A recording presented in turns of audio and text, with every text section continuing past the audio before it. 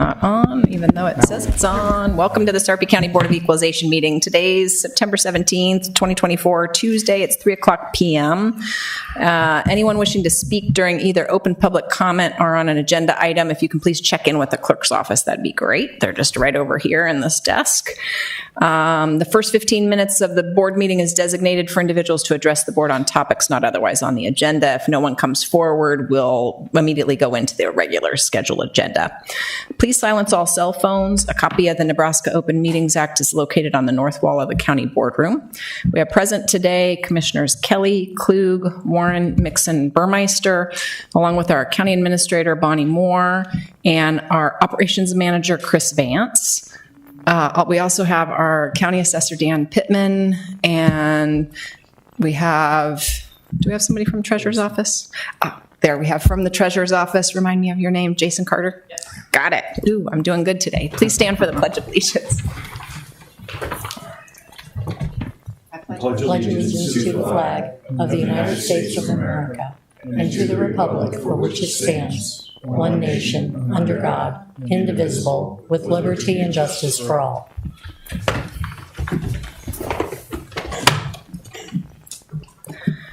Item number 4 is public comment. Do we have anybody checked in, Chris? No. Okay. Seeing nobody for public comment, we'll move on to the consent equalization agenda. Anyone like to see any items removed from the consent agenda, or if not, a motion to approve? Motion to approve. Second. Motion to approve by Commissioner Klug, second by Commissioner Warren. Any discussion? Please vote. Ayes 5, nays none. Item 6.1 is minutes September 10, 2024. Deb Hotelling, Clerk Register of Deeds. Anyone like to see any changes to the minutes, or if not, a motion to approve? So move. Motion to approve by Commissioner Klug, Second. second by Commissioner Mixon. Was one of us gone for that meeting? Yep.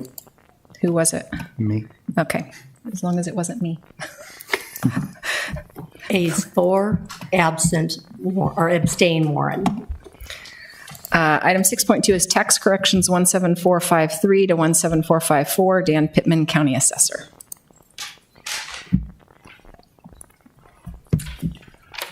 Good afternoon. Do you have any questions on these? Questions for Dan? Motion to approve. Motion to approve by Commissioner Klug, Second. second by Commissioner Mixon. Any discussion? Please vote. Ayes 5, nays none. All agenda items having been addressed as published, the Board of Equalization is adjourned and will reset for the Board of Commissioners. Let me know when you're ready, Chris. Ready. Okay. Welcome to the Sarpy County Board of Commissioners meeting. Today is Tuesday, September 17th, 2024. It's 3:03 p.m. We have present today Commissioners Kelly, Klug, Warren, Mixon, and Burmeister, along with our county administrator, Bonnie Moore, and our operations manager, Chris Vance. I don't see anyone here for public comment in this section. No one signed in, so we'll move on to awards, proclamations, and presentations. Item 4.1 is Gross Sarpy second quarter report update. Lisa Sheevy, Gross Sarpy. Good afternoon. You all received a copy of our second quarter report, so I just wanted to give you some highlights from that. Project activity continues to go well for the year, but I was mentioning to the commissioner beforehand that project activity has slowed down just a little bit as far as new to market inquiries have been coming in, and that happens from time to time. Sometimes it happens in 4-year cycles. Presidential campaigns, they sometimes slow down a little bit in the fall because they want to see if there's some administrative changes or new appointments and those kinds of things. So we're kind of going through that cycle a little bit right now as far as new to market projects. We have a number of new or existing industry projects that we're also working on as well. And I think that's a good testament to the growth that's occurring here. Seeing a lot of existing industry want to be able to expand. We've seen a lot of increase in our events that we've been holding, whether that be at our board meetings or in our investor meetings. We've seen an increase in attendance, and so we are looking at expanding those programs as we go forward. I think that's also a good testament to the investor base that we have. People are wanting to come and learn and hear and see what we have going on. A couple of things I wanted to also touch on outside of the report that you received. Sarpy County, as well as Douglas, Dodge, and Washington County, my counterparts there were asked to be a part of an initiative called 6 Regions, 1 Nebraska, and that event kicked off on August 21st for the metro region, so it follows community college districts. And so you may see some things in the news about it, you may see some invitations to participate. So at that kickoff event, 2 initiatives or action items came out. One was to talk about housing and the other was to talk about workforce. So collectively, we will be continuing to work on that. There's some grant funds available that we will try to see if we can put together some action items around that to be able to apply for those funds through the state. So you might continue to hear some things on that or get some meeting invitations. So just wanted to let you know that we are working on that initiative here collectively. Also wanted to touch on a program that I mentioned the last time I was here, which is our construction kit program. We give out about 1,200 construction kits to trade programs at our Sarpy County high schools or middle schools or junior high, depending on where they have that programming. So in August, we gave out 1,200 of those construction kits, and they'll continue to use those throughout the year. This is our 4th year doing it, and it was so successful in the fundraising portion of it that we're trying to find a way to do something second semester as well. So have stuff first semester, that's the way the program has always kind of gone, but now we're trying to find a way to do something in the second semester to continue on with that programming. So you'll continue to hear more of that. With that, I'd ask if anyone has any questions on the information I presented today or any of the information I shared. Questions for Lisa? Just a kind of a broad general question, because I know at your office things have slowed down, but things in the West are selling rapidly. Are people just going straight to the property owners, or? So it's a combination of things. So when I talk about new to market projects, those are typically projects that don't have some kind of presence here within, I'm going to say, the metro area. So something that maybe would be coming in from outside the area to look in. There's still a lot of growth that's happening. So while maybe some of those new to market projects haven't been coming into our office, some are going straight to the property owner. And with the county growing at this size that it is, we're going to see that happen from time to time. So I think it's some of those maybe larger manufacturing projects are the ones that are going to come through our office. All right, because recently somebody had sent me a text and I looked it up because I wasn't aware of it.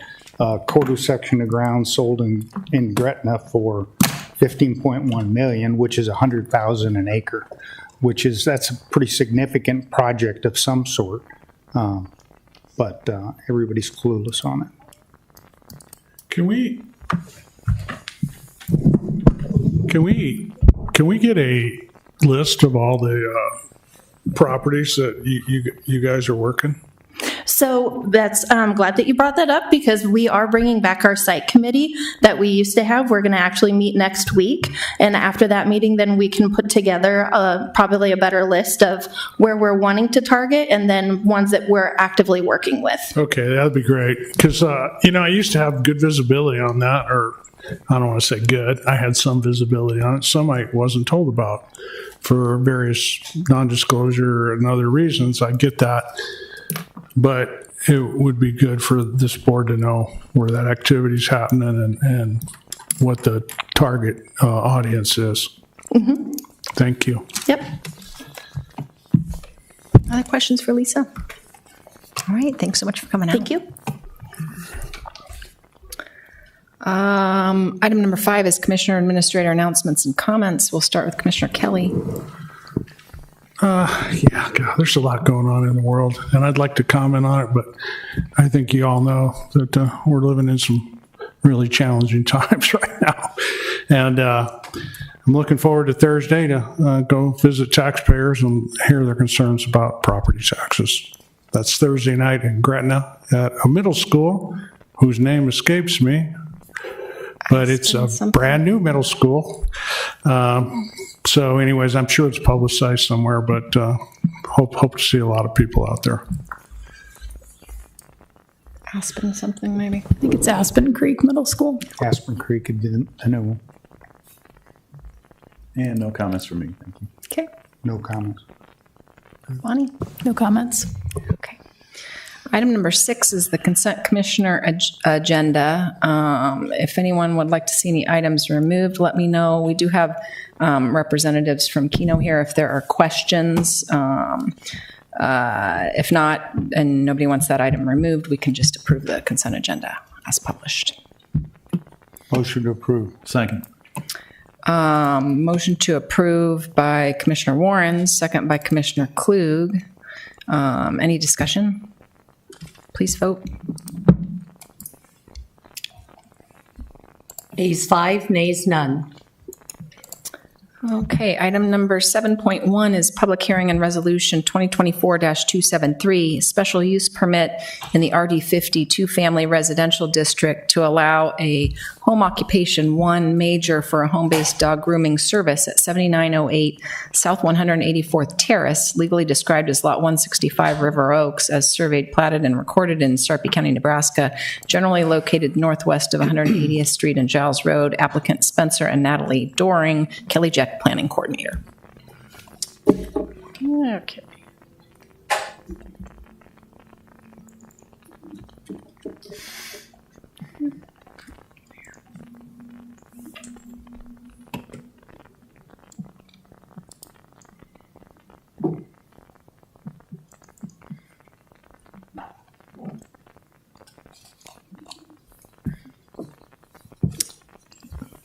Commissioners, this application is requesting the approval of a special use permit to allow a home occupation for a home-based dog grooming service in the RD50 two-family residential zoning district on a property located in River Oaks at 7908 South 184th Terrace. The site is currently improved with a single-family residence. The applicant has provided an operation plan for the proposed dog grooming business. Some highlights: dog grooming will occur in a new 300.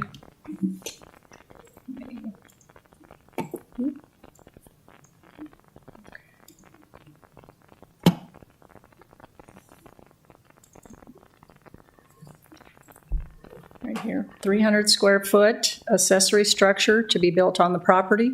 Hours of operation are Monday through Friday, 7 to 4, closed Saturday, Sunday, and major holidays. Appointments are required. Clients parking in the driveway.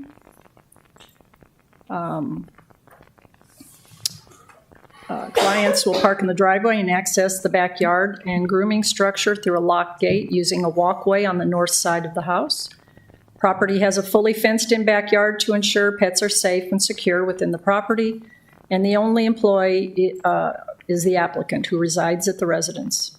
Some staff review comments. 3-car wide driveway in front of the home will provide adequate parking for clients. 300 square foot structure is within the allowable square footage in the RD50 zoning district. The accessory structure will require the proper building permits and must be in compliance with the lot requirements of the district and adopted building codes. Home occupations must comply with the minimum standards of Section 34 of the Sarpy County zoning regulations, and those standards are listed in the recommendation report. And as with any special use permit, the County Board of Commissioners may revoke a special use permit under certain conditions. The Planning Commission held a public hearing on this application at their meeting last month. No one appeared in support or in opposition, and the board subsequently voted to recommend approval of this special use permit. And staff recommends approval of the special use permit for the operation of a home-based dog grooming service from the personal residence at 7908 South 184th Terrace, Lot 165 River Oaks, in accordance with the operational plans submitted by the applicant and the general comments in the Planning Department report, as the request is in conformance with the Sarpy County Comprehensive Plan and zoning regulations. The applicants, Spencer and Natalie Doring, are in attendance if you have any questions. So Just a general question. Can you put that aerial photo back up again, real quick? What takes precedence, zoning regulations or neighborhood covenants? Well, when the Dorings first came to us, we tell them, before you even make application, you need to see if this is allowed within your covenants. Because Okay. it doesn't make any sense for them to go through this process and pay the fee if the neighborhood is going to fight them. They did go to, I believe they went to, come on in. This is a good time to come on up. I believe they did go and discuss this with their association, but If you can state your names and spell your last names just for our record, that'd be yeah. great. I'm Natalie. Last name Doering. And I'm Spencer, same last name. But yeah, we have a pre-approval from our HOA just to move forward with this. Okay. They're wanting to see approval from you guys before we make any definite No, that's plans.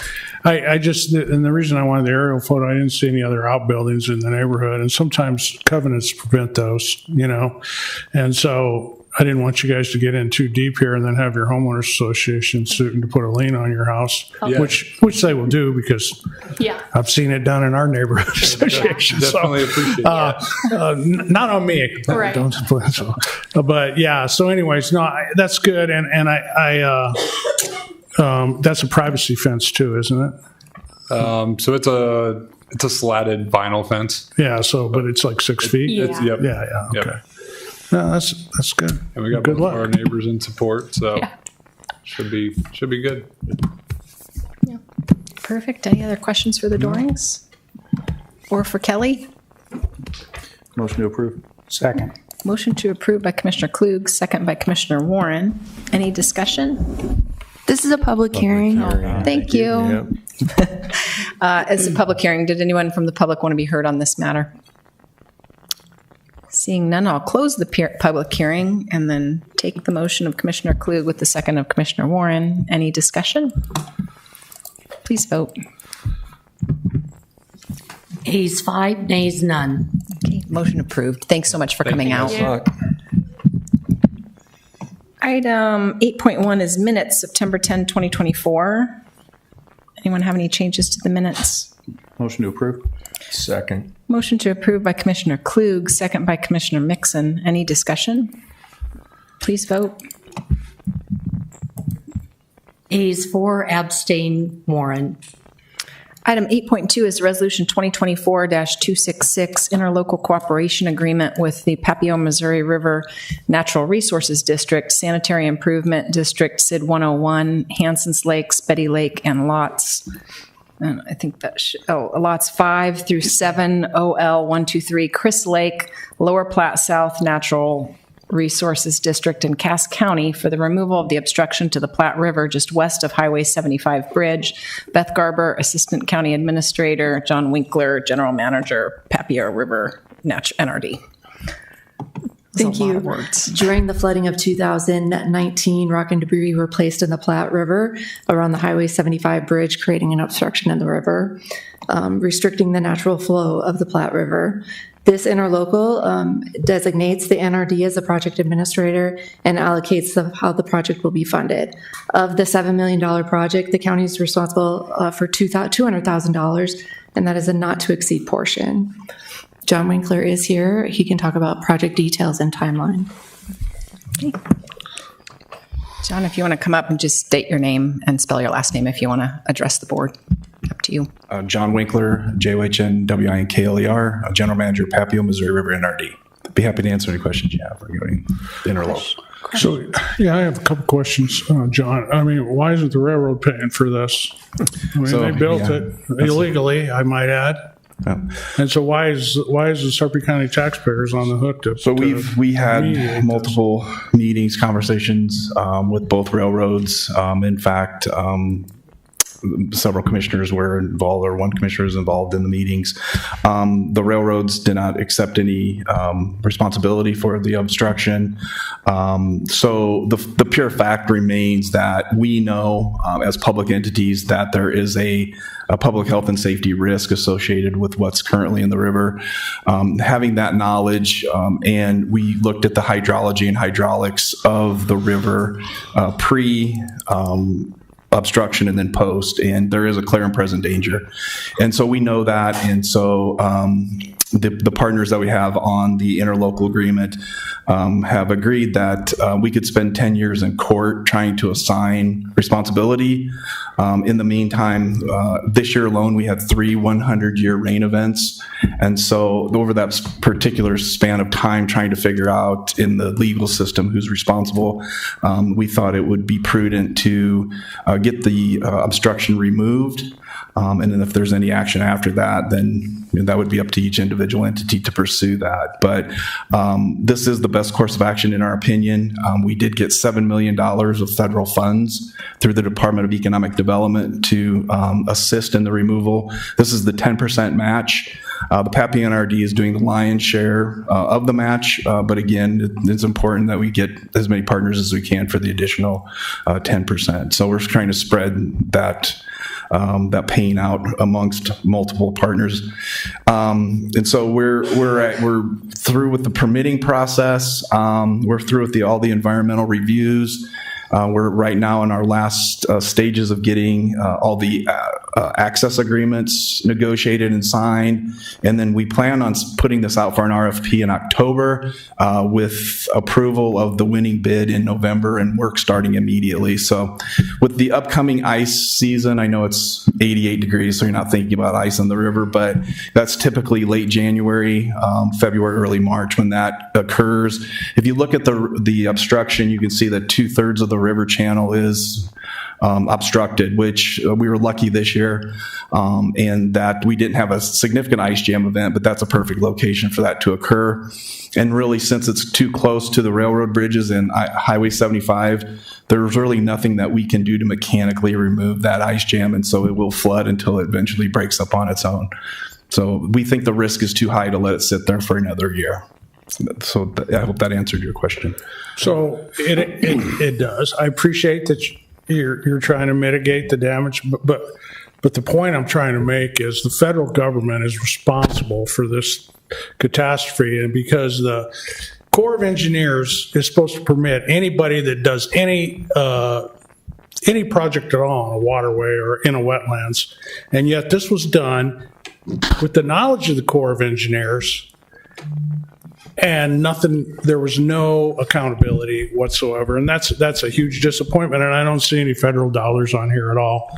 And they caused the problem, essentially, and in conjunction with the railroad. Right. So while we're mitigating this disaster created by the railroad and the Corps of Engineers' lack of enforcement of regulation, are we going to shut down the railroad to complete the project? I'll bet the answer is no, we're not, are we? No, the railroads are working with us, though, to provide, they will provide flagmen for the railroad crossing. So the tracks will stay open, but they are working with us to make sure that we can work around their piers to remove it. I don't disagree with piers or their schedule?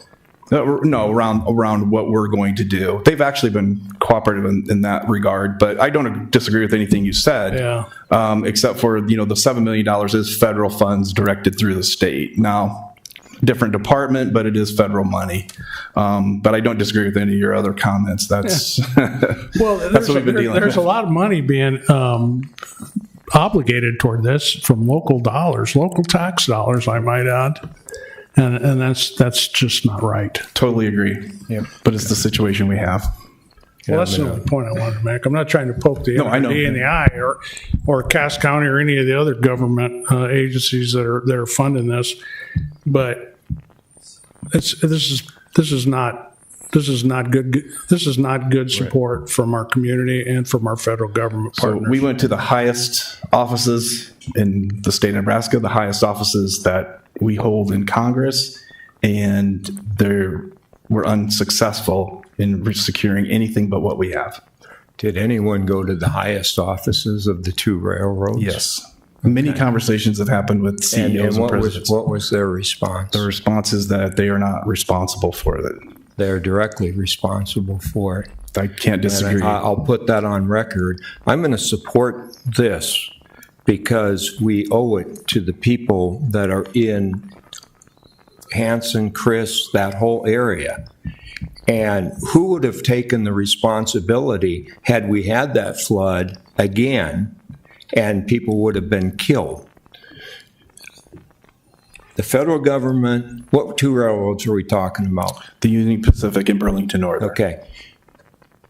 Well, both of them have headquarters. One has their actual headquarters in Omaha, and the owner, has his headquarters in Omaha. What a shame. What a complete shame, because they were not good neighbors. They did cause what is there. It's terrible. And, you know, they should still come back and take care of this, because it is just totally wrong. And I'm deeply disappointed. I've worked with you over the years. I remember you're trying to work through Senator Fisher's office, everybody. You put in a lot of work. There's been a lot of work put in to this to even come up to what we have. And for them to take care of the problem that they created, it's a drop in the bucket to what kind of money they have and that they get in return for that line being open and them to be able to go in. And I don't think anybody on this board wishes any goodwill or any bad will for the railroad, and we know those lines needed to be opened up. That's fine, you go in. But then this is no different than what we talked about last week when we have people come in to put fiber optics in the ground, and then they're supposed to put the property back in the same condition they left it. And we have all kinds of people willing to do that. And we understand this is all in the public's interest. This is just, it's, as Commissioner Kelly said, this is so disappointing from the railroad and the federal government. It's just really, it's pathetic in my opinion. So, I mean, I was the chairman when this happened, and I immediately notified the Corps of Engineers.